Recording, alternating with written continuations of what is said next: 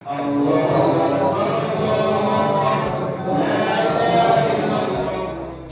আরবের সঙ্গে মিল রেখে দেশের বিভিন্ন জেলায় উদযাপিত হচ্ছে পবিত্র ঈদুল আজহা। ঢাকা, নারায়ণগঞ্জ, সাতক্ষীরা, ভোলা, চাঁদপুর সহ কয়েকটি জেলার নির্দিষ্ট কিছু এলাকায় মুসল্লিরা আগাম ঈদের জামাতে অংশ নিয়েছেন এবং পশু কুরবানি করেছেন।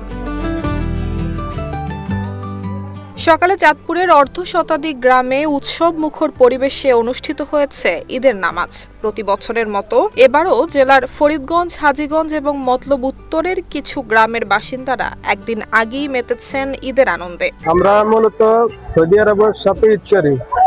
বিশ্বের যে কোনো প্রান্তে একদিন আগে চাঁদ দেখা গেলে তা সংবাদ ভিত্তিতে আমরা ঈদ পালন করি, ঈদ ও রোজা পালন করে আসি। তারই ধারাবাহিকতা 1928 সাল থেকে আমাদের এই এলাকায় আমাদের কৃষকরা হলো ঈদের জামাত আদায় করে।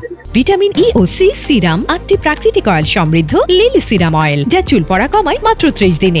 যতগুলো এসেছে আমেরিকা সরকারে মধ্যপ্রাচ্য সারা দুনিয়ার জন্য ইয়ামে আরাফা একটি, তো বাংলাদেশের জন্য আলাদা ইয়ামে আরাফা না। তো আপনারা জানেন সারা দুনিয়াতে হচ্ছে আজকে পবিত্র ঈদুল আজহা পালন হচ্ছে, শুধু বাংলাদেশে ব্যতীত। তবে বাংলাদেশের মোটামুটি অধিকাংশ অঞ্চলে আজকে পালিত হচ্ছে। তো সেই হিসেবে আজকে পবিত্র ঈদুল আজহার দিন সবাইকে পবিত্র ঈদুল আজহার শুভেচ্ছা, ঈদ মোবারক। এদিকে ভোলার বিভিন্ন উপজেলায় বসবাসরত সুরেশ্বরী এবং তাজউদ্দিন দরবার শরীফ সহ বিভিন্ন দরবারের প্রায় 10,000 অনুসারী আজ ঈদ উদযাপন করেছেন। সকালে ঈদের নামাজ আদায়ের পরপরই তারা আল্লাহর সন্তুষ্টির উদ্দেশ্যে পশু কুরবানি করে। এছাড়া নারায়ণগঞ্জের সোনারগাঁ উপজেলার 23টি গ্রামেও আজ ধর্মীয় ভাব গাম্ভীর্যের মধ্য দিয়ে উদযাপিত হয়েছে ঈদুল আজহা।